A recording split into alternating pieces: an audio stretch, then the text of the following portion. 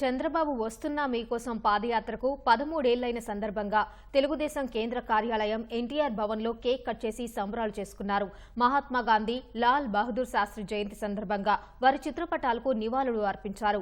మహనీయుల స్ఫూర్తితో పనిచేస్తున్న చంద్రబాబు అరాచకవాదులు అరికట్టాలని నేతలు అన్నారు.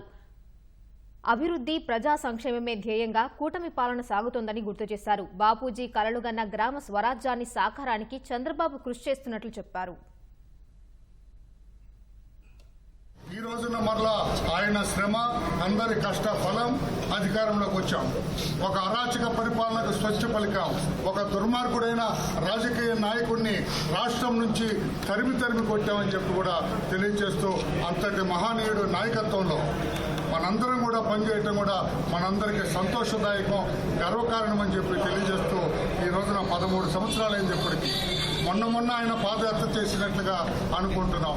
ఆ మహనీయుడికి, ఆ కష్టజీవికి, ఆ శ్రేయోజీవికి నారా చంద్రబాబు నాయుడు గారికి ఆ భగవంతుడు ఆయురారోగ్య ఐశ్వర్యాలు కలిగించాలని మనసారా కోరుకుంటున్నాం. తను ఎంత కష్టమైనా కూడా 63 ఏళ్ల వయసులో హిందూపురం నుంచి మొదలుపెట్టేసి దాదాపుగా 2817 కిలోమీటర్లు పాదయాత్ర చేస్తూ 16 జిల్లాల్లో రైతుల కష్టాలను, మహిళల కష్టాలను, ఎక్కడికి వెళ్ళినా కూడా చిన్నపిల్లలు వచ్చేసి మేము ఈ ప్రభుత్వం, అప్పుడున్నటువంటి కాంగ్రెస్ ప్రభుత్వంలో మేము ఎన్నో ఇబ్బందులు పడుతున్నామని చెప్పి రైతులు చెప్పారు.